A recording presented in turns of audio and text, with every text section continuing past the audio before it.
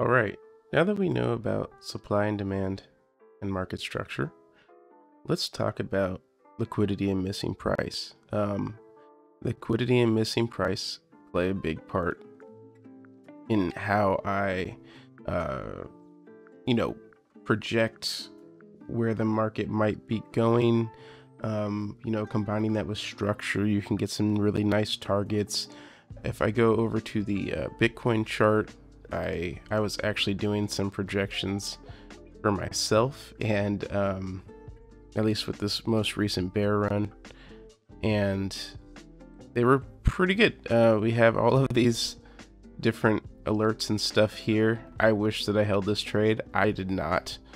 That would have been amazing. It went all that and then some. That's 1 to 54.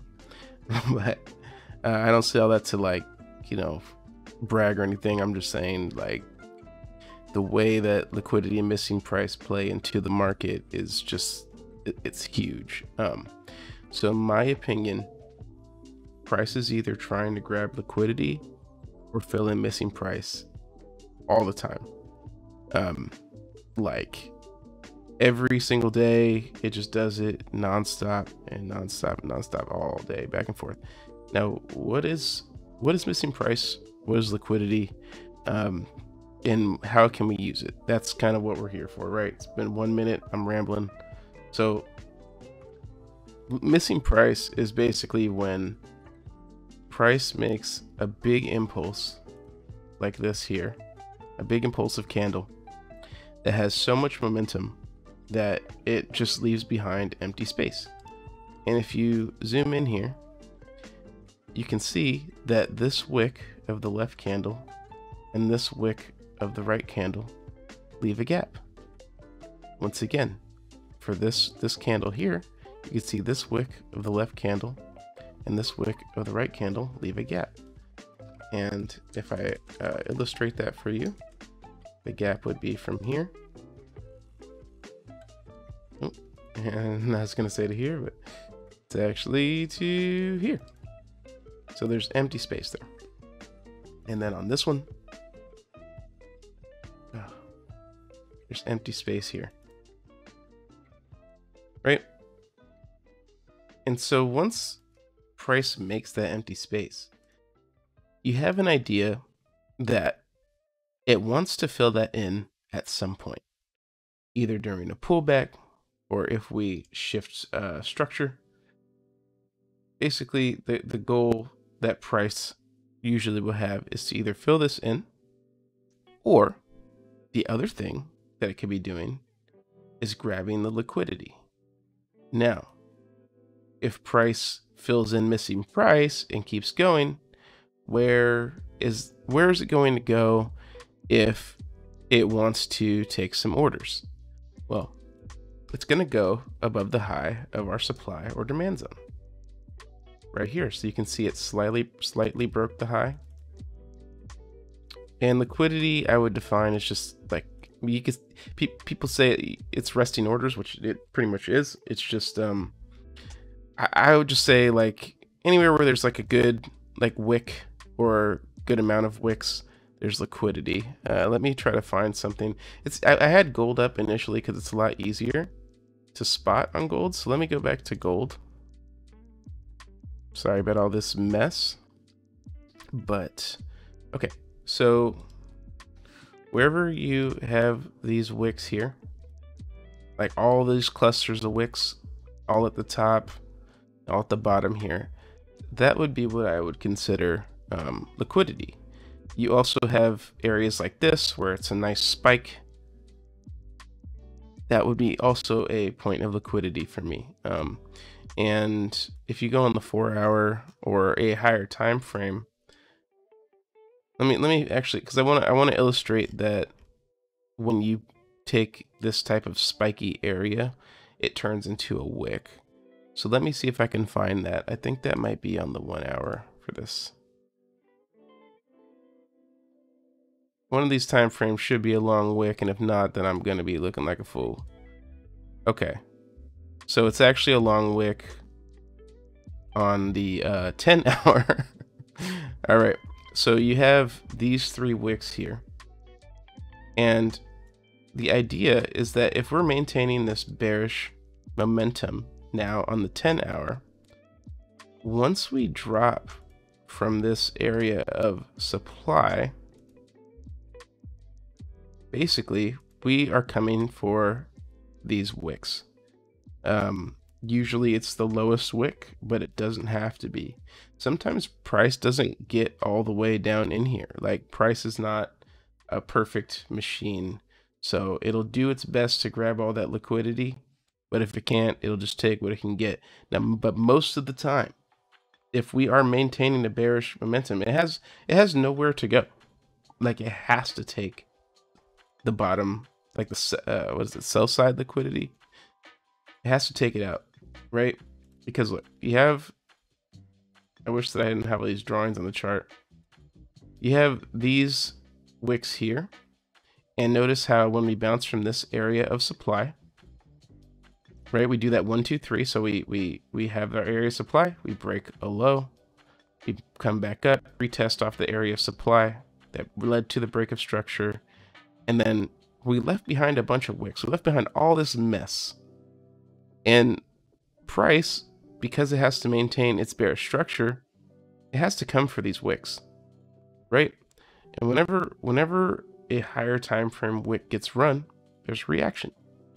So you have this point that was ran here. When it got close, there was a reaction right here with this little block, and then it got pushed around. You can also say that these areas are like a small reaction, these wick to wick supply zones. But basically, you're wanting to use those liquidity points and missing price areas as targets. Now, let me try to be a little less confusing on this, because I think I'm kind of rambling a little bit. So let me go over here to where all those crazy moves were, because it'll be so much easier to explain. So let's say that you had, let me just move the chart over. Let's say that you were at the chart and it looks something like this, right? You see that price made these wicks here. We pushed up, we failed to break this supply zone. So you would assume that we come down and clear out these wicks. However, we don't, which is fine. Sometimes with these wicks in these areas of liquidity, we get a bounce initially, because remember, these are areas of demand, right? So if you take your area of demand here, then, and you haven't had a tap into your area of demand, then you could probably take an engulfing out of there as a risky trade, because this would be counter trend. If you notice, this is bearish. Like, if you didn't see this and this is your chart, you'd be like, oh, okay, cool, so I'm gonna buy now, right? No, you would be waiting for the sell up here most of the time. Anyways, so basically, once you come into these areas of liquidity and then it bounces like that, that's fine. So we run our high of our supply zone. We come up, we bounce off of another area of supply, and then we come up and we run all this liquidity up here. Yes, these flat top areas are liquidity. At least I would consider them as liquidity, because basically there's a bunch of like sells here. If you think about what's pushing the market down, it's just a bunch of orders. Like, everyone's sell, right? So when the buyers come through, even in a short-term trend, they're gonna head for areas like this, because they know there's a lot of orders sitting up there, and people that have a lot of money want to take their orders and take their profits right above here. But what happens when those areas get run? Then the trend continues, because because if you think about what happens for the opposite ends of this, right? Once you close a buy, it's actually like selling, right? So once you run this area of liquidity, we expect a sell, and that's what people call a liquidity grab. The banks or institutions, whoever's buying, whatever, whoever has a lot of money, a billionaire, Elon Musk, you know, he's coming in here, he's buying all this shit, and then he's gonna drop like drop this like market right here right after this buy usually, right? So because he wanted to get his profits, he wanted to make that SpaceX rocket, right? So he does that, and then bam, right? And then we get our sell off. So in the meantime, though, what you can do is when you see this type of pattern happening, if you took this double bottom, right? Let's say that you did take this counter trend trade and you wanted to go here, or maybe you even did the zone, whatever, right? And you took it. Now, instead of taking a 1 to 3, if you like wanted to actually just wait and take profit when everyone else does, well, you would want to look at the highest point of liquidity in the area, and then you can put your targets there, right? I don't usually trade like this. I usually just take my 1 to 3, and then if I get a little brave, then I try to continue to take more. But this is kind of how I would do like market predictions, right? Because let's say if you're on the daily time frame and you saw, like, let me see if I go back to the daily over here, and you saw basically like this giant wick here and all these wicks here. When price got it back up to the okay, let me run it back. Price pushes up, right? And then we push down like massively. This massive spike down, right? We've created all this liquidity, okay? But price doesn't move in a straight line. It bounces from areas of, you know, supply and demand, right? So let's mark it out like this. We still pushed up. I wanted to move everything out of the way. So we pushed up and then massively pushed down at the top. On the way up, we created this area of consolidation, which can be an area of demand. And then we also created this head and this right shoulder. And so since price doesn't move in a straight line, and we know that there's liquidity resting here, if price makes an engulfing pattern here or some kind of rejection pattern here, then we have an idea that all these buy orders down here with all these long wicks and all these short wicks that I was just telling you about are going to be eaten up, because if price wants to maintain that bearish trend, then that's the only place it can go. Since this is a daily, you have an idea that this engulfing candle is stronger than if it was on the 1 minute, 5 minute, 15 minute, and what have you. And so because of all of those factors, where there's liquidity resting here, we are bouncing off of this zone of supply, we had this massive impulse downward into this zone of demand. When it comes back, you have an idea that we're at least going to run these lows. Now, where does it go from there? Well, now, if you don't see any liquidity, like if you don't want to target this far because it's kind of far, then you look for missing price. So right now, you could probably say that there's a little missing price. You can make a case that there's a little missing price here and a little missing price here, right? Let's see, let me actually do a line all the way across because I want to illustrate what's happening. I've already got all these drawings on the chart. So there's missing price here and here, right?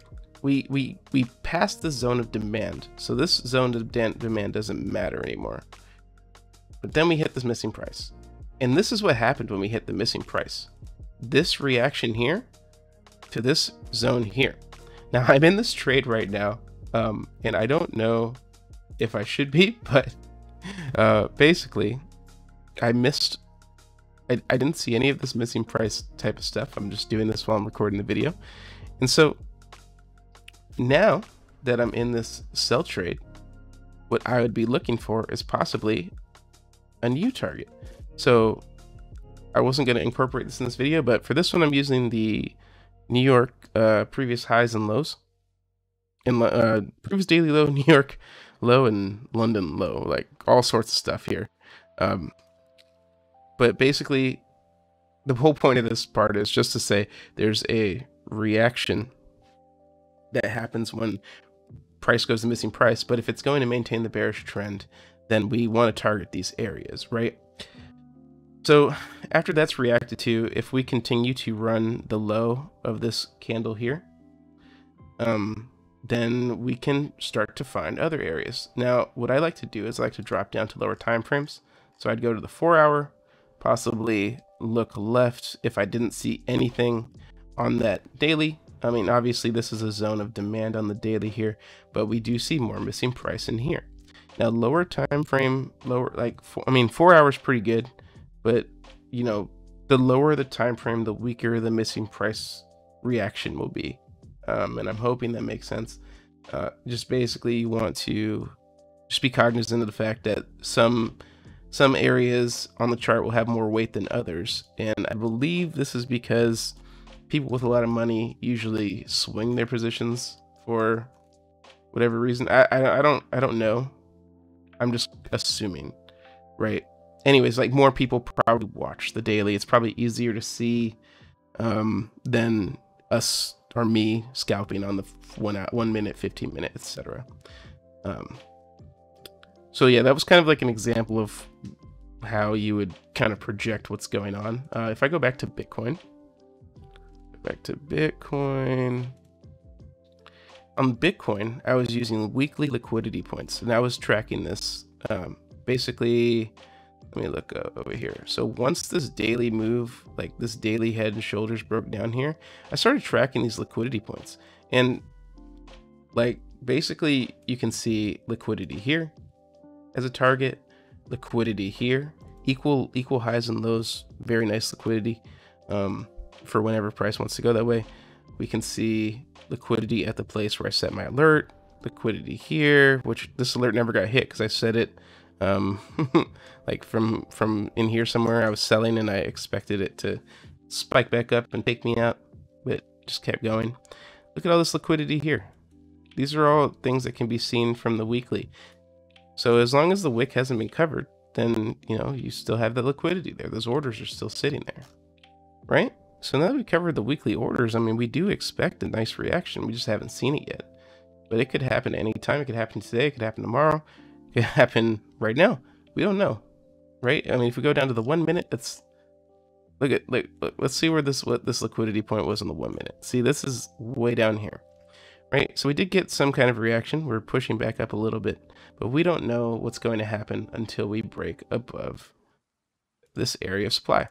And this is the daily. So this could take days, it could take minutes. We don't know until price starts moving that way.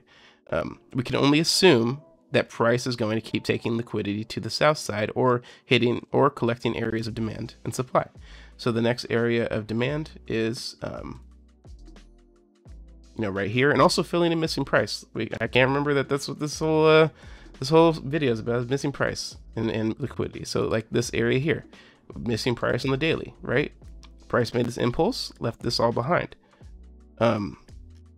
If there's areas like this, you can probably either, like, I like to just kind of keep these in separate parts, because basically, like, there's an area of supply or demand in these wick to wick areas, and then the missing price continues. So I would count this area as an area of supply or demand versus missing price, these wick to wick areas in the middle. It's easier to see right here where we have this. Oh, well, there's no missing price up here, but anyways, like, if this wick wasn't here, basically we could say that this would just be an area of supply or demand, and then you count the missing price around it.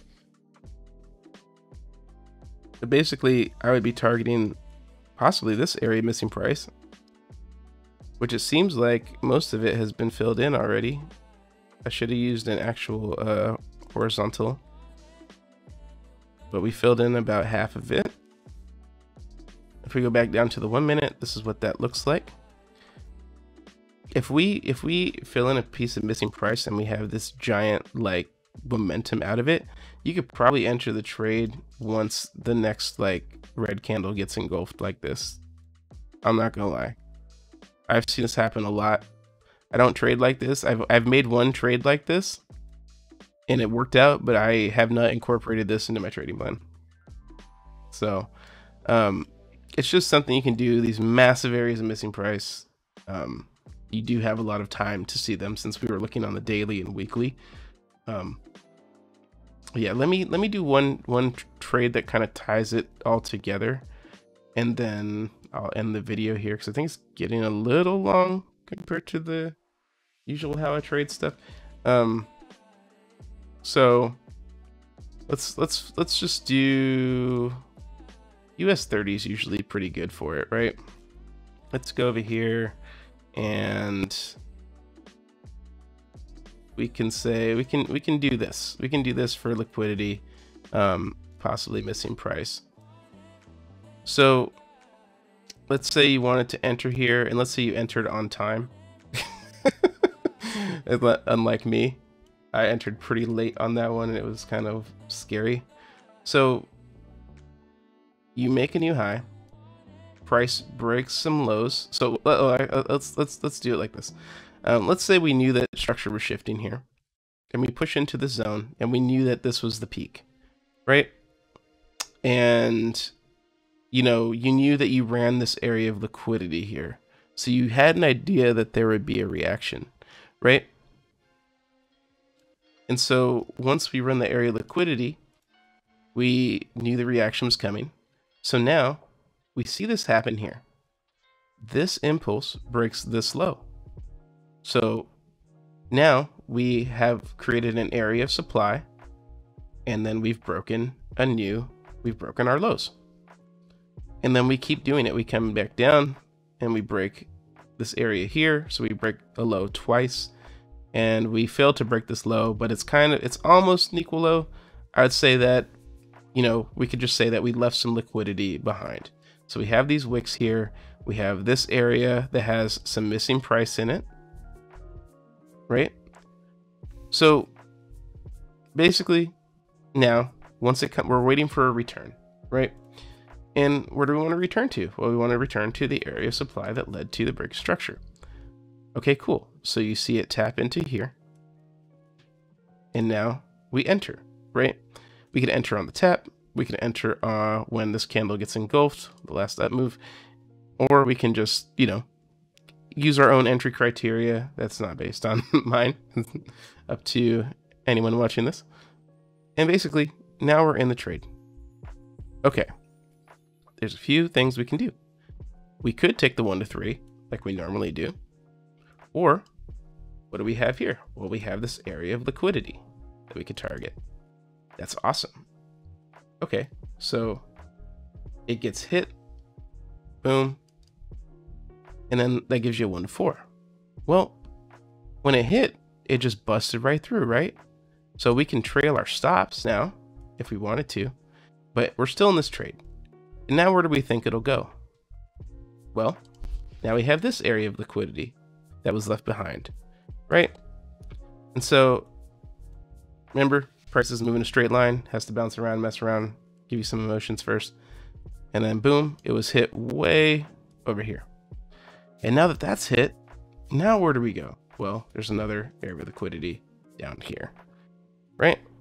And you don't know where it's going to stop at any of these points, but you do have an idea.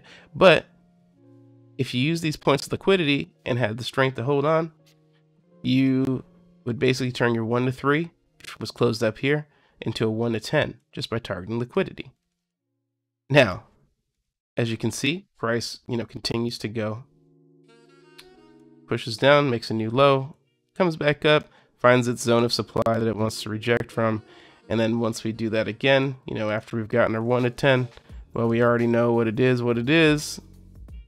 We can take the trade, target this zone of liquidity. We also see missing price sitting here. So we have both liquidity and missing price, and we are ready for the trade. And then boom, 1 to 7, right? Or we could just take our 1 to 3 and not, we get out before it even starts stalling. So that, I hope that helps with liquidity, missing price, targets, tying it in together with market structure and supply and demand. Like I said, I kind of do these videos off the cuff, so If I need to re-record it, I will. Yeah, thanks for watching.